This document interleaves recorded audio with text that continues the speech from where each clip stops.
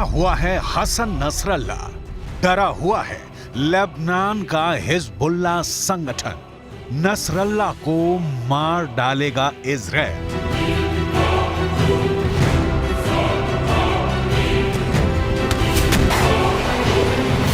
Hasan Nasrallah Israel का दुश्मन number 2, Hezbollah का चीफ। इजराइल के खिलाफ नसरल्ला ने हमले का ताजा ऑर्डर जारी किया है।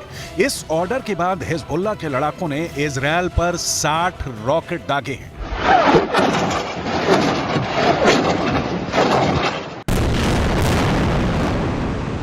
والتعزية بأخينا الحبيب والعزيز القائد الكبير الشيخ صالح نائب رئيس المكتب السياسي لحركة حماس ورفاقه القادة والكوادر في القسام وفي حماس الذين استشهدوا بالأمس في عدوان إسرائيلي فاضح على الضاحية الجنوبية لبيروت.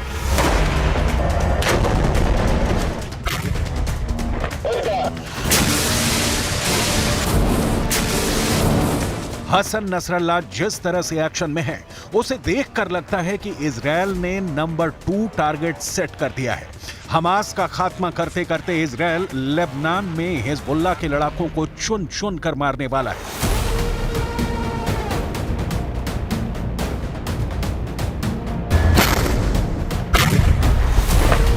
नसरल्ला खुल्लम खुल्ला इजराइल की ताकत को चैलेंज कर रहा है, बदला लेने की धमकी दे रहा है। जी, बदला उस हमास के नेता के मारे जाने की जो लेबनान में छिप कर बैठा था। इजराइल की सेना ने हमास के इस लीडर की तलाश की और मिलते ही बेरूत में मौत की नींद सुला दिया। في ابتغاء القوم إن من أعظم ما يمكن أن يتمناه الإنسان أو من أشرف ما يمكن أن يحصل عليه الإنسان أن يكون موته قتلا وعلى يد من؟ على يد قتلة الأنبياء، وهذا هو حال شهدائنا في هذه الأيام.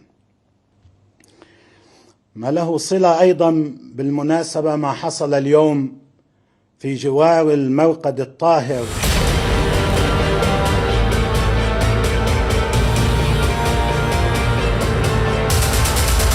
आपको आगे दिखाएंगे कि हिजबुल्लाह संगठन ने इजराइल के क्रोध से बचने के लिए कौन सी प्लानिंग की है। लेकिन उससे पहले यह जानना बहुत जरूरी है कि जब नसरल्ला ने कहा कि इजराइल को छोड़ेंगे नहीं, तो इजराइल ने क्या प्रतिक्रिया दी है। जवाब में इजराइल ने कहा है कि हमले में हमास के उप प्रमुख की मौत लेबनान पर हमला नहीं था। हमास के नेतृत्व के खिलाफ की गई एक सर्जिकल स्ट्राइक में सालेह अल अरूरी की मौत हो गई।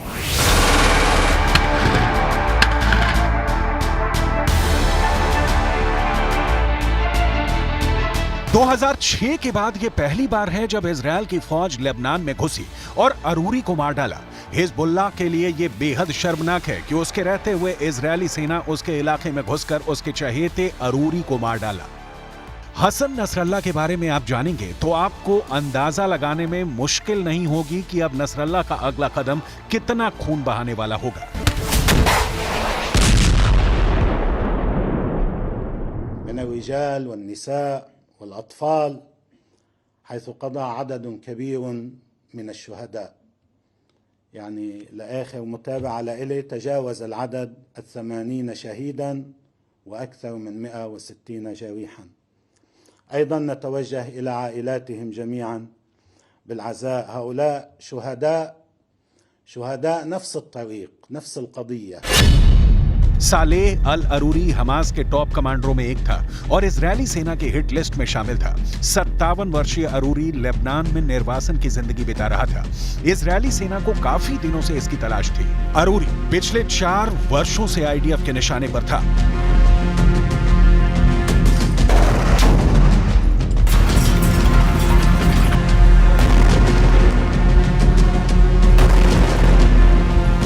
मौका मिलते ही अरूरी को इजरायली सेना ने मार डाला। कहा जा रहा है कि अरूरी इजरायल के ड्रोन हमले में मारा गया। अरूरी हमास और हिजबुल्लाह के बीच एक कड़ी था। अरूरी के संपर्क सूत्रों के चलते ही हिजबुल्लाह उसका खुलकर समर्थन करता रहा, लेकिन इजरायल ने नसरल्लाह के सबसे करीबियों में से एक को मार उसे बहुत बड़ा झटका दे दिया है। लिहाजा नसरल्लाह बदले की आग में जल रहा है। इजरायल के भय से नसरल्लाह बाहर सार्वजनिक रूप से नहीं दिखता, लेकिन उसके बारे में जो जानकारी है वो ये है कि हसन नसरल्लाह एक शिया आलिम मतलब धार्मिक विद्वान है जो लेबनान में हिजबुल्लाह ग्रुप के प्रमुख हैं। इस प्रमुख को इस समय लेबनान के सबसे अहम राजनीतिक दलों में गिना जाता है, जिसकी अपनी सशस्त्र विंग भी है। हसन नसरल्लाह लेबनान के साथ साथ दूसरे अरब देशों में भी लोकप्रिय है।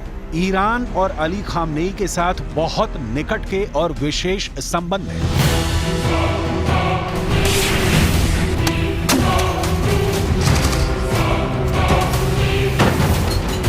हिजबुल्लाह को अमेरिका की ओर से आतंकवादी संगठनों की सूची में शामिल किया गया है। हिजबुल्लाह का मकसद इजरायल की बर्बादी है। इजरायल भी हिजबुल्लाह को हमास से ज्यादा शक्तिशाली दुश्मन मानता है। यह भी क्लियर है कि बिना हिजबुल्लाह के सफाए के या किसी शांति समझौते के इजरायल चैन से नहीं जी पाएगा, क्योंकि हिजबुल्लाह इजरायल के खिलाफ हमले करने से बाज नहीं आएगा। हिजबुल्लाह के पास हथियारों का बहुत बड़ा भंडार है, जिसमें ऐसी मिसाइलें शामिल हैं जो इजरायली इलाकों में दूर तक हमला कर सकती हैं। इसके पास हजारों प्रशिक्षित लड़ाके हैं।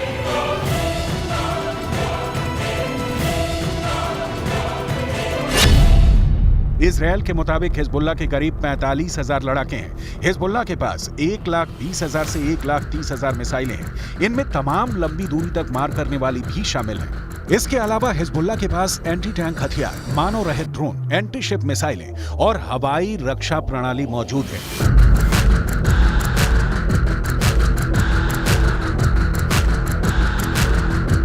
जाहिर है इजरायल को गाजा से भी ज्यादा मुश्किल आएगी अगर हिजबुल्लाह के खिलाफ युद्ध का ऐलान किया तो। लेकिन मुश्किल है कि हिजबुल्लाह को रोकने के अलावा इजरायल के पास दूसरा कोई विकल्प नहीं है। यही वजह है कि इजरायली प्रधानमंत्री बेंजामिन नेतन्याहू ने कह रखा है कि अगर हिजबुल्लाह इस विवाद में दूसरा मोर्चा खोलता है तो उसको अकल्पनीय जवाब दिया जाएगा।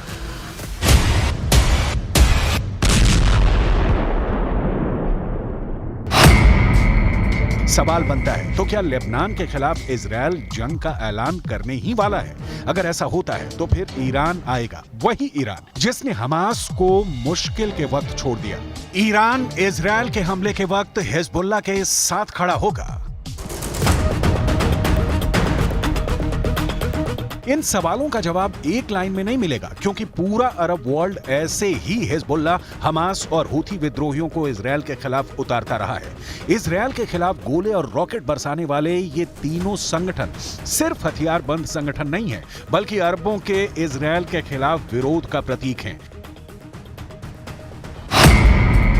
ईरान खुलेआम हिजबुल्लाह का समर्थन करता है, हूथी विद्रोहियों का साथ देता है, हमास को हथियारों की सप्लाई करता है।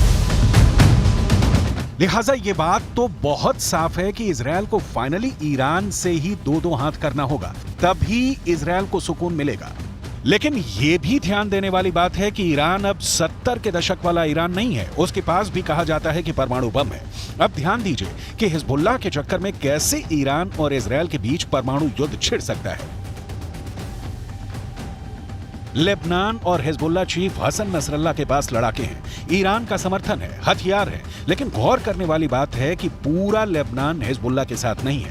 पूर्ण युद्ध लेबनान के लिए विनाशकारी होगा और इसके लिए जनता का समर्थन बहुत कम है। इसका कारण है कि लेबनान वर्षों से अधिक संकट का शिकार है। राजनीतिक गतिरोध की वजह से उचित ढंग से काम करने वाली सरकार तक नहीं है। लेबनान की जनता पहले से गृह युद्ध, सशस्त्र गुटों के बीच आंतरिक लड़ाई, इजरायल के साथ संघर्ष और पड़ोसी सीरिया में युद्ध के चलते मुश्किलों से गुजरती रही है। 60 लाख की आबादी वाले इस देश के पास इजरायल सरीखे कुछ भी ऐसा नहीं है कि वो इजरायल और अमेरिका का एक साथ सामना कर सके। इजरायल से संघर्ष के बीच लेबनान के सैकड़ों लोग अपने घरों के अंदर रहने या बेरूत के दूसरे शहरों की ओर भागने के लिए मजबूर हुए हैं। लेकिन हिजबुल्लाह इस तरह के पलायन से इजरायल के खिलाफ हमला बंद नहीं करने वाला। लेबनान और इजरायल के बीच की दुश्मनी भी नई नहीं है। 2006 में हिजबुल्लाह ने 2 इजरायली सैनिकों को पकड़ लिया था। हिजबुल्लाह इसके बदले इजरायली कैद में बंद अपने लड़ाकों को छुड़वाना चाहता था, लेकिन इजरायल ने शर्त मानने की जगह हिजबुल्लाह के नेता हसन नसरल्लाह के घर पर बमबारी करके जवाब दिया। इसके बाद दोनों के बीच 34 दिनों तक युद्ध चला। इस जंग में 1100 लेबनानियों की मौत हुई, जबकि 165 इजरायली मारे गए थे। 7 अक्टूबर 2023 के हमले से पहले इजरायल लेबनान बॉर्डर करीब करीब शांत ही रहा। कभी कभार लेबनान की तरफ से इजरायल में ड्रोन और रॉकेट से हमले होते रहे, जबकि इजरायल ने 2007 से 2022 तक 22,000 बार लेबनानी वायु सीमा का उल्लंघन किया है। इजरायल ने पहले से ही क्लियर कर रखा है कि हमास के आतंकी धरती के किसी भी कोने में छुपे होंगे, उनकी तलाश की जाएगी और उनका खात्मा किया जाएगा। अरूरी को बेरूत में घुसकर मारना इसी कड़ी में है। यही कारण है कि हमास के नेता कभी कतर, कभी ईरान तो कभी लेबनान में ठिकाने बदलकर अपनी जान बचा रहे हैं। दूसरी तरफ इजरायल की खुफिया एजेंसी मोसाद ने इन सारे नेताओं को ट्रैक करने के लिए अपनी टीमें लगा रखी हैं। कतर और ईरान में हमास के नेताओं पर हमले से युद्ध भड़क सकता है, लिहाजा इजरायल हमास के नेताओं के लेबनान जैसे देशों में आने का इंतजार करता है। ऐसा ही हमास के डिप्टी चीफ अरूर के साथ भी हुआ। जब तक कतर में था सुरक्षित था, लेकिन ईरान से होता हुआ जब लेबनान पहुंचा तो ड्रोन हमले में मारा गया। इजरायल का मैसेज लाउड एंड क्लियर है, कतर और ईरान से अभी उलझना नहीं, हिजबुल्लाह, हमास और हूथी को छोड़ना नहीं।